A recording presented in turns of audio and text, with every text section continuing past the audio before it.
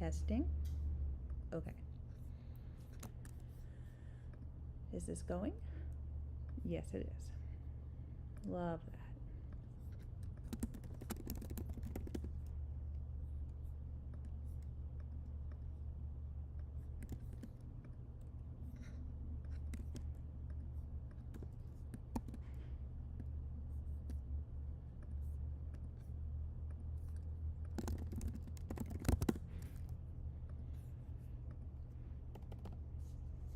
So I'm under the impression that it's Friday night.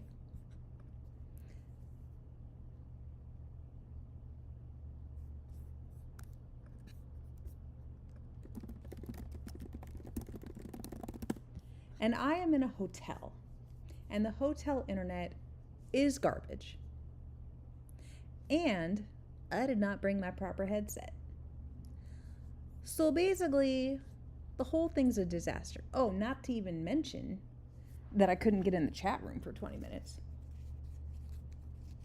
So hopefully you guys can hear me. It says it's picking up my audio. Dude, my hotel internet here is garbage. And it's Marriott too, though. So it's like, are you a Bonvoy member? And I was like, no. It goes, would you like to sign up and then get on our Wi-Fi? And I was like, yeah, if that's what it takes to get on the Wi-Fi. And then you open the page and it was like, crashed. You cannot Bonvoy. And I was like, okay, well, can I get on the internet anyway? And it was like, yes, but we won't load any pages. Cool. I'm going to just hotspot on my phone. Be fine. Don't worry about it. Now, some housekeeping. On Sunday, this coming Sunday, the Julyth of the 26th-ish, is our dear friend Nathan's birthday, so make sure you annoy him. Does anyone else have a birthday this weekend? I think this was actually not my segue, but it's my segue now because I just thought of it. Does anyone important have a birthday next weekend? Just kidding, I've decided to stop aging this year. Last year was bad enough. So we have 3 races tonight, and of course we start with what might be the best betting race. And this is the Louisville Classic over a mile and an eighth on the main track. We have 4 superstars in here and 3 horses that are just happy to be here.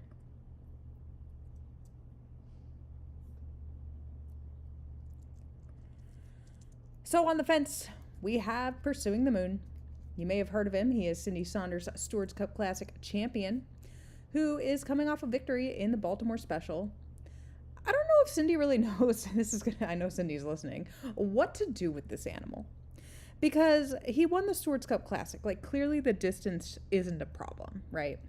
But then last year he kind of got stomped all over in the Stewards Cup Classic. So she backed him up to a mile and 3/16. He aced it. Went back to a mile and a quarter. He aced it. Went back to a mile and 3/16. He aced it.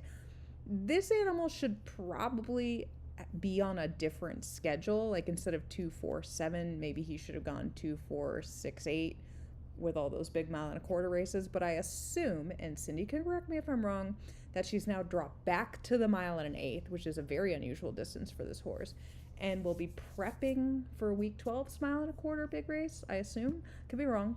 Maybe she's like, haha, joke's on you, I'm going to Los Campeones this year, Steward, so shut your face.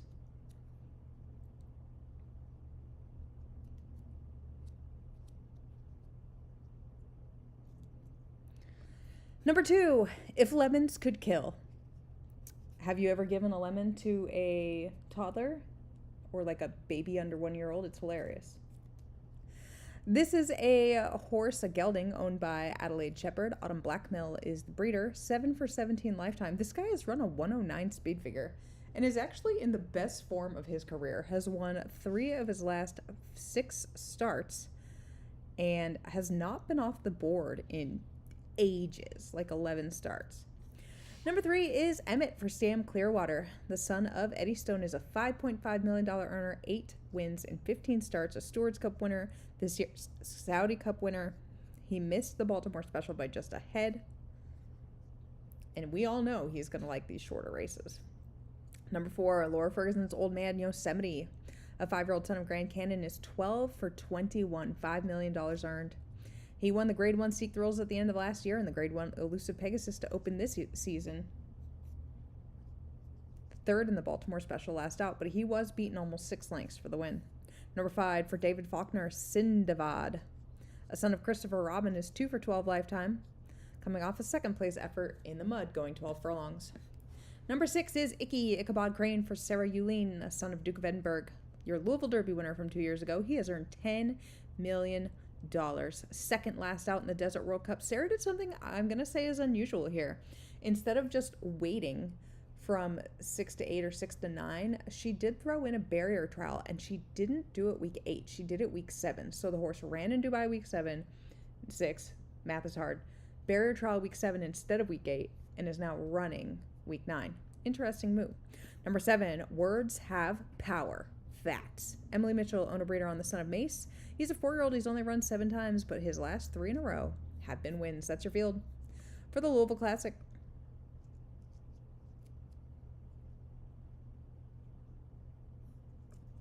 Now I got to do the whole song and dance of figuring out how to turn off the betting, figuring out how to do all the stuff. Only 6,000 in the pool. What the heck? Where's Craig? Craig, what are you doing over there? Are we in a fight? Donate more of your money. Where's Townsend? Someone tell Townsend I'm yelling about it.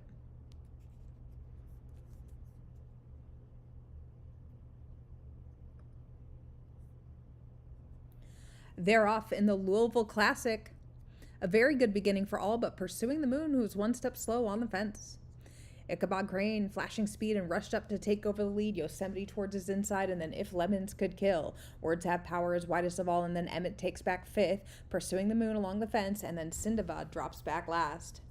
It is Ichabod Crane leading a length around the clubhouse turn to the backstretch, and he's got that length on Yosemite with If Lemons Could Kill on the inside. Words Have Power is widest of all, 3 back to Emmett, and Pursuing the Moon, who are right together, 3 lengths back to Sindavad.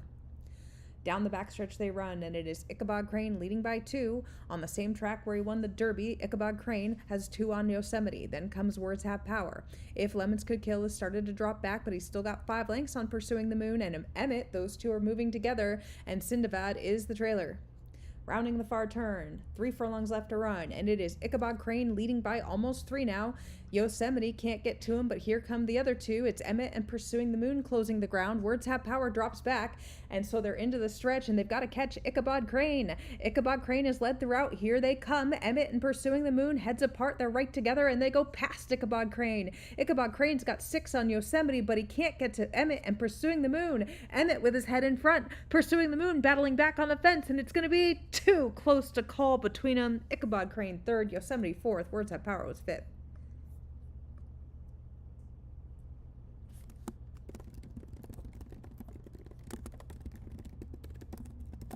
The results of the photo are in, and the winner by a head was Emmett. He's a 4-year-old black colt by Eddie Stone out of A Crown of Roses by Rathalos. Owner breeder is Sam Clearwater. This guy is now 9 for 16 lifetime. Finished just, sorry, I'm texting Vincent. Finished just ahead of Pursuing the Moon, and Ichabod Crane went too fast, too early. Next up, we move to New York for the first time tonight for the Long Island Acorn, the first of the 2 mile-and-a-half races. And Nathan was like, enjoy calling those mile-and-a-half races. Yeah, get on an airplane and come call them, Nathan.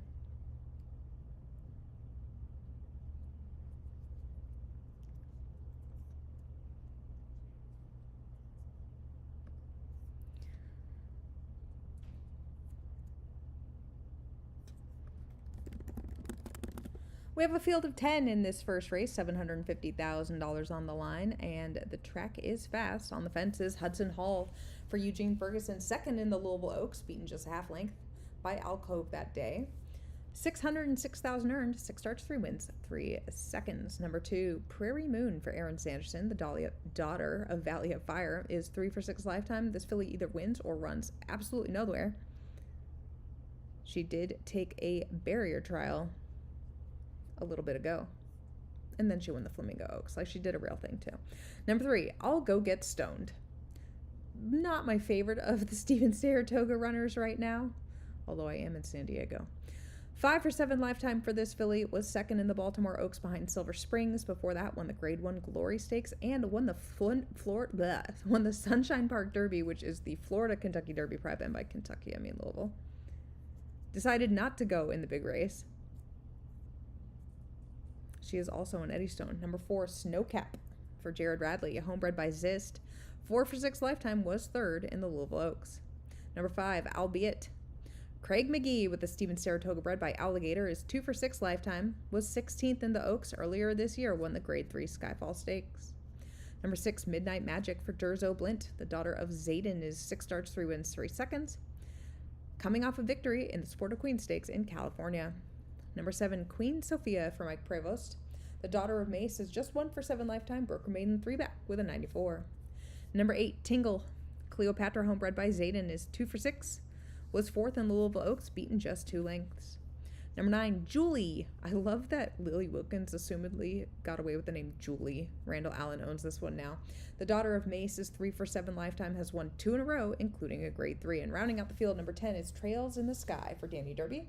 The daughter of Urban Warrior is 4 for 7 lifetime, a Grade 1 winner in New York on this very track. Last out.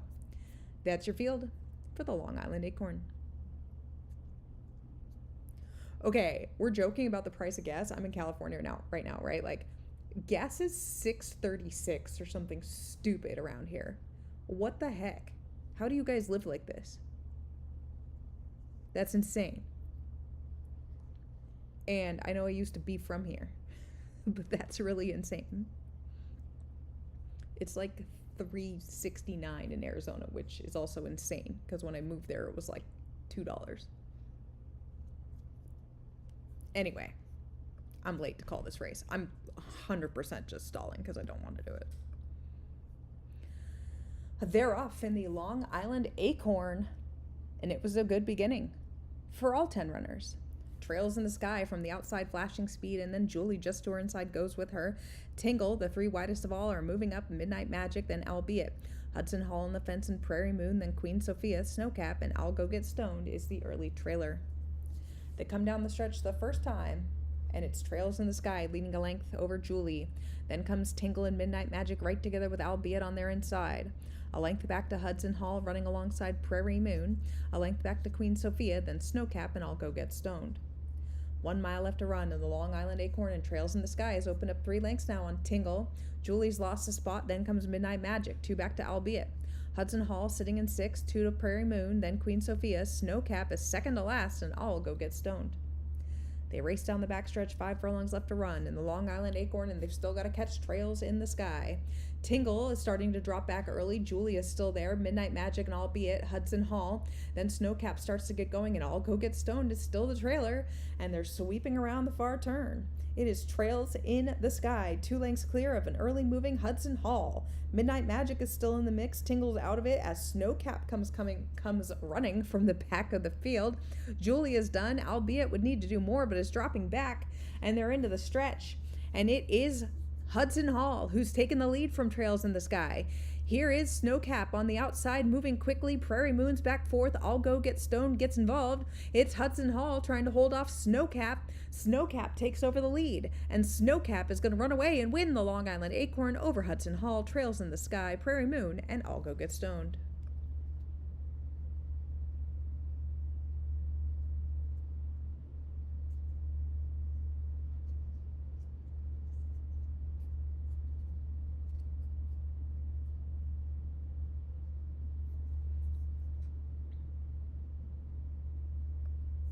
The official winner is Snowcap, a 3-year-old Dark Bay filly by Zis out of Mountain Girl by Acid Test. This is a homebred for Jared Radley, who is now 5 for 7 lifetime. Dang, this horse has sick numbers. I'm still getting used to the new numbers, to be honest. It says me to you guys. Yeah, my bad. Sorry.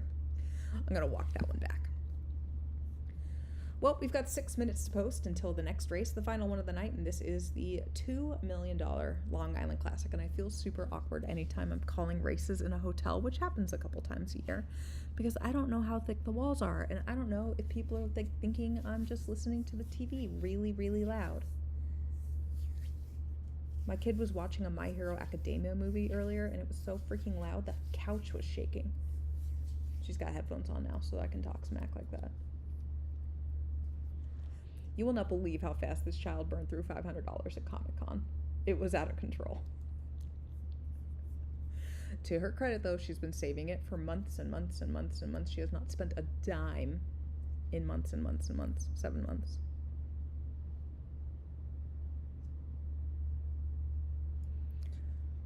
This means I got to talk about this race, right?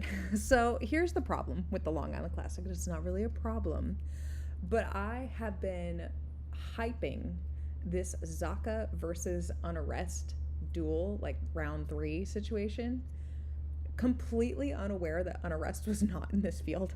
I found that out this morning, like 12 hours after posts had been drawn. Did not know he was not in the race. Whoops. Mike Bryant did put for Bader in here. I know he loves that run, not as much as I do. He has Unarrest going on Monday in the King's Derby, and it already has him entered for the second leg of the Canadian Triple Crown as well. So Unarrest is not joining us today, which I think means that Nina Olson is able to do his headshot finally. There is a hole in the door at my last hotel. What? Okay, that's a story. So we ended up with a field of 8, and on the fence is Klingon for Eric Nalbone. I know Eric is super high on this royally bred colt. He's by Duke of Edinburgh, out of the Nice Mare Olive, 4 for 5 lifetime. Lone loss was in the Derby. He finished 5th that day, beaten like 3 lengths by Unarrest. Number 2, Crossbell for Danny Derby. 3-year-old son of Zayden out of the Nice Mare Mona Lisa, 3 for 6 with 2 seconds, coming off a win in the Grade 2 Panama Crown. Number 3 is Zaka for Chris Barber. This is your winner of the Baltimore Crown and last year's Stewards Cup Juvenile. The son of Zayden is out of a Valley of Fire mare, 7 for 8 lifetime. He has run as fast as a 1:08. Number 4, From the Vault for Laurel Adams, a son of Light Song. 2 for 6 lifetime, was 14th in the Derby, but earlier this year won the Fountain of Gold Stakes. I'm pretty sure it was Laurel who was like, yeah, I'm not coming to the broadcast tonight because I'm at a concert. And I was like, what concert? Because that's literally the only part of that I care about. I mean, not saying I don't want Laurel to be here, but I do really like concerts, so big fan. Number 5 is for Bader for Mike Bryant, the homebred by Zayden, 3 for 8 lifetime. I freaking love this horse. He won the SoCal Derby, which was a grade 1 with a 101. He was a 2-year-old stakes winner. I thought he was the better of the horses, but he did finish 18th. Ow, that's worse than I thought. In the Louisville Derby, he did have a bad beginning that day. And then he was 5th in the Baltimore Crown. Being a Zayden out of an American Icon, we're thinking the distance will probably be okay. We being us collectively as the sim. Number 6 is Mater for Brianna McKenzie, the son of Duke of Edinburgh, is out of the Nice Mare Bala. Bala won 2 Stewards Cup races in her time, and this guy is now 4 for 7 lifetime. He was 2nd, beaten a length in the Louisville Derby, 4th, beaten like 2 lengths in the Baltimore Crown. Distance should not be a problem, and he did win both of his Derby preps. Number 7 for Vasily Elias. Respect his hustle. I mean, you have to. I don't know who we're talking about, but you have to respect it. The son of Riptide costs $250,000. He's run a 95 with 2 wins and 9 starts. He was 20th and last in the Louisville Derby, but before that ran 2nd in both of his prep races. Rounding out the field, love the pedigree on this horse for Nina Olson. This is Panic. He finished 2nd, beaten 3/4 of a length in the Baltimore Crown. He finished 4th in the Derby. This horse is legit. He is a Devil's Arcade out of a champion mare. Is a mile and a half his bag, maybe not, maybe, but I love this horse. He definitely has a big one on his name on it. I love this female family of Nina's. It's all good stuff, guys.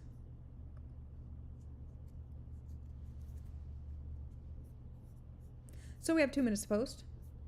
Anyone going to be at Del Mar tomorrow? I'll be out there, avoiding work like a superstar. I can't tell if I'm still here because the chat room's not reloading for me. I'm going to attempt to make it load, but then I might just disappear. Someone should let me know if I'm still here. Oh, looks like I am still here. The reload actually worked. 1 minute to go. Do you guys have a pick? You guys like someone in here? I don't care if you can see me. I care if you can hear me.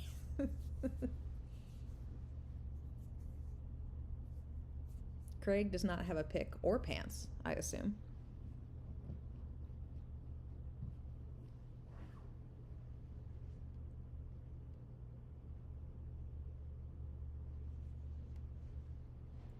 Cindy, you'll be pleased to know that I got rage back from the editor, and now I'm about, I don't know, maybe a week away from getting a author proof in the mail.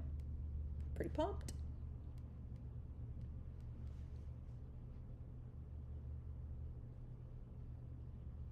Nicole is pleased because she's not currently in a tent. Who else can I tell stories about? Craig's pleased because he's not wearing pants.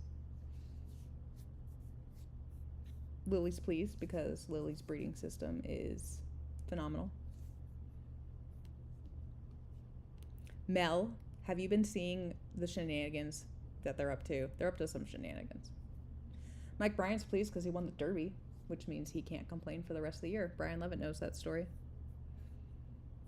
Nina's pleased because there's plenty of headshots on order, and I keep giving them to her.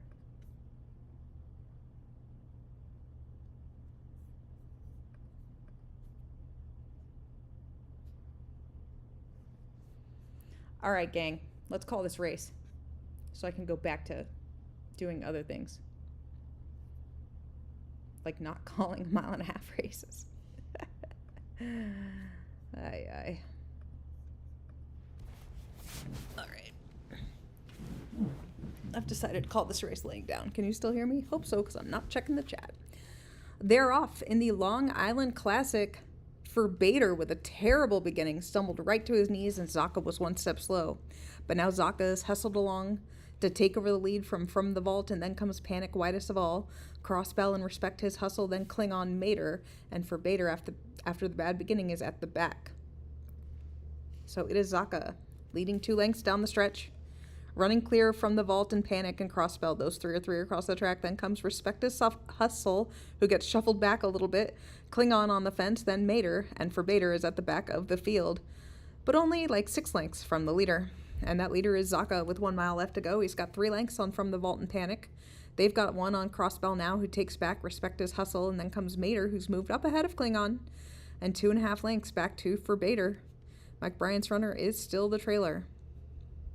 It is Zaka leading down the backstretch by 3. Panic now puts ahead in front of From the Vault. Crossbell and Respect His Hustle. Mater is now moving up a little bit, so too is Klingon right on his heels. And then comes For Bader, who's asked the question as they round the far turn, 1/2 mile left to run. And Zaka is only 2 lengths clear. And here come the closers. It's Mater and Klingon right together coming out, and Panic can do no better. For Bader is still last around the turn. For Bader needs to get going. From the Vault, Respect His Hustle and Crossbell, they're running down the stretch. And Zaka has had the lead, but Mater takes over. Mater, your new leader, trying to get away from Klingon. Here's For Bader getting involved now and coming on. So it's Mater with a head in front of Klingon. Zaka, and For Bader is back 4th now, then Panic. It's Mater. Klingon can't get to him, and Mater's pulling away. Mater's now 2 lengths clear in the Long Island Classic, and Mater's gonna win it over Klingon and Zaka, and they finish 2nd and 3rd with For Bader 4th, and then Panic.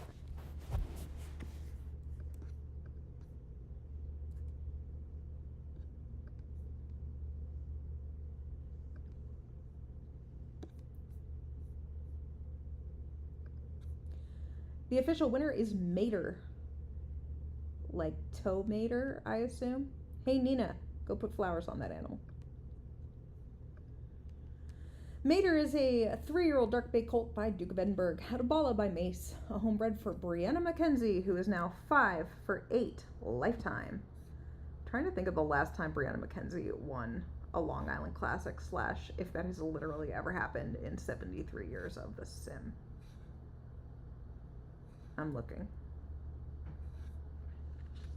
It would help if I knew what the trophy looked like off the top of my head, but I don't. Oh, wow. This is her first one. Brianna McKenzie won her first race in year 4 and has never won a Long Island Classic. That would be actually insane. That's crazy. Everybody, it's been a pleasure. When's our next call? I could do Unarrest race on Monday. Let's see who else is on there. Let's see if it's worth calling. Unarrest. I'll be back in Arizona. Unarrest is facing Andulvar, Big X, Heaven to Betsy, Honor, Master Persuasion, and Zitat. Who's lighting up my phone?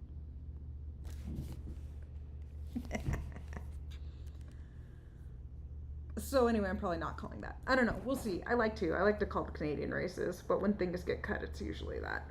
But don't forget the most important thing: 2-year-olds. Routers start on Monday. Love that. You're welcome, Nicole. Don't get eaten by a bear. You're welcome, Cindy. You're welcome, Bryant. Bryant? That's like Mike Bryant and Brian Levitt had a baby, and it was just Bryant. Craig McGee, Emily Klein, Sarah Euline.